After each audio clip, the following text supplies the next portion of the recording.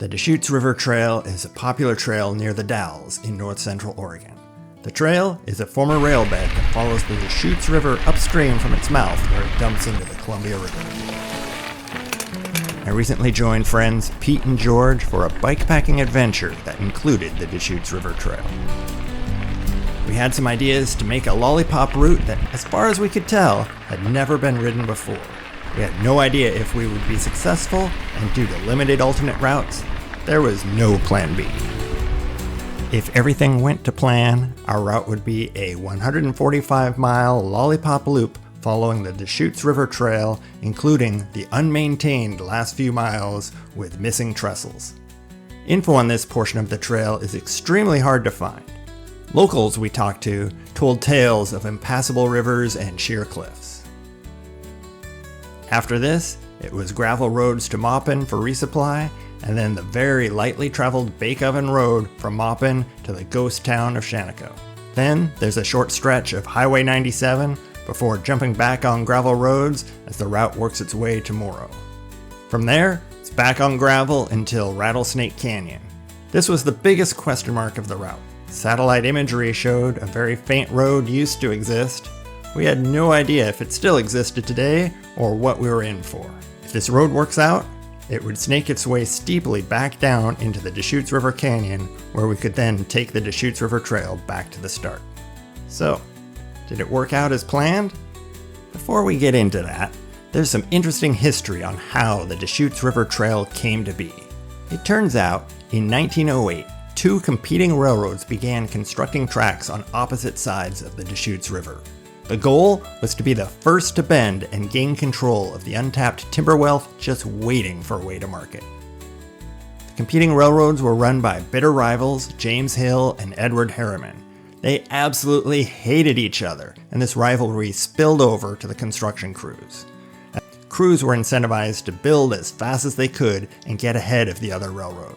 This soon escalated to workers crossing the river at night to sabotage the other crews' operations. Friction between the two crews quickly became an all-out railroad war.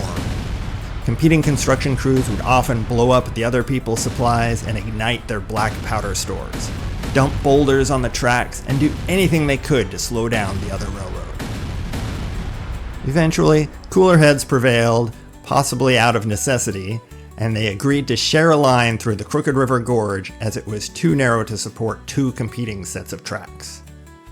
The tracks on the eastern side of the gorge were eventually abandoned, and both railroads operated on the same set of tracks and shared maintenance costs between them. This abandonment is what made the Deschutes River Trail possible.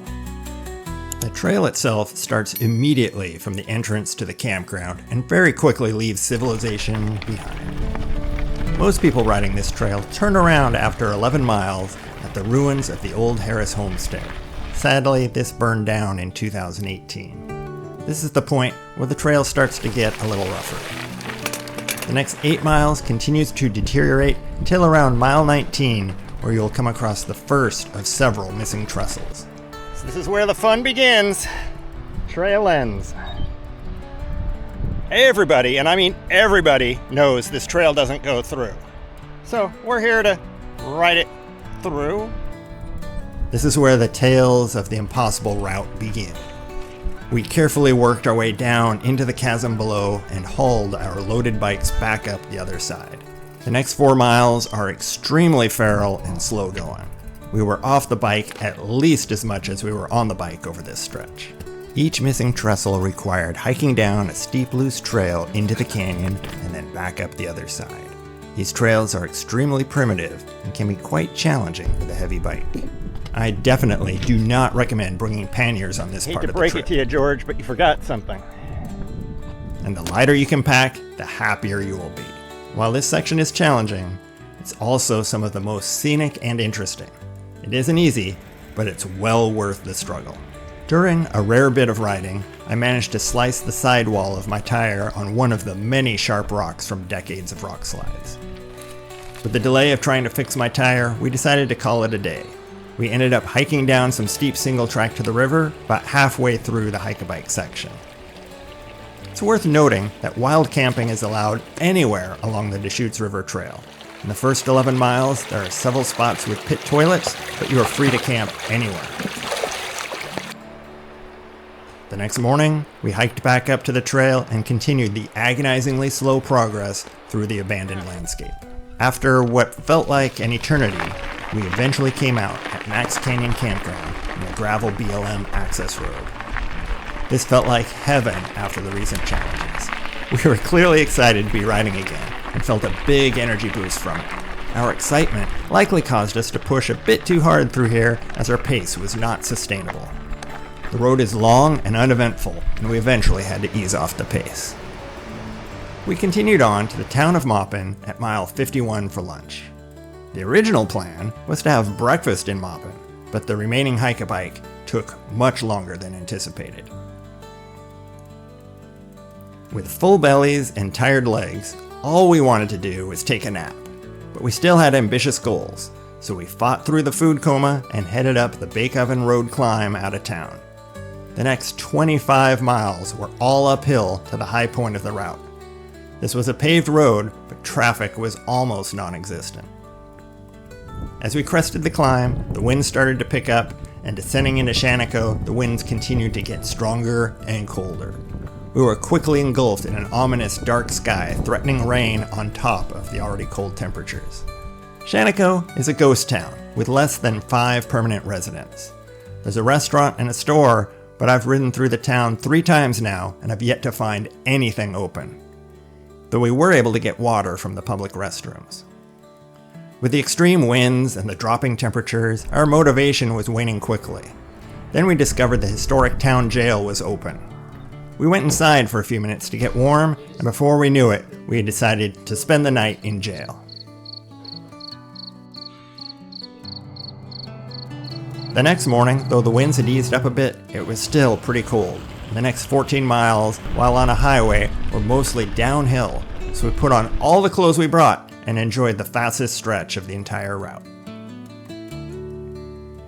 We then turned off onto gravel again and began the process of stripping off layers as things started warming up over the next few hours. If you like rolling hills, then you'll love this section. We passed up on the opportunity for a side quest to the town of Grass Valley for resupply and continued on to the smaller town of Morrow. We climbed the steep hills out of town and got back onto gravel, working our way back towards the Columbia River. Other than the unexpected early stop in Shaniko, this section was all according to plan. No surprises were expected after the Deschutes River Trail until Rattlesnake Canyon, and no surprises were found. Rattlesnake Canyon was the biggest question mark on the entire route. When we got there, we found the faint road, but still had no idea if it actually went anywhere. All we could do is point our bikes downhill and hope for the best. The more we descended, the more we were hoping we wouldn't have to turn back and climb back out. It would be a tough bike carry to the top. Shortly after starting our descent, George ran over a bull snake and it wrapped around his drivetrain. It was quite an adventure to remove the mutilated snake and get his bike rolling again. This road was primitive and rough, but a complete blast to ride, and thankfully it went through. The steep and windy road dumped us out back on the Deschutes River Trail as planned, and it was then a straight shot back to the start. We actually started our ride 20 miles away in Dallasport, Washington, as Pete and George flew in from Yakima on Pete's plane. While Old Moody Road was scenic with great views of the Columbia River, I recommend starting this route at the Deschutes River Campground and save yourself the unnecessary and unremarkable miles.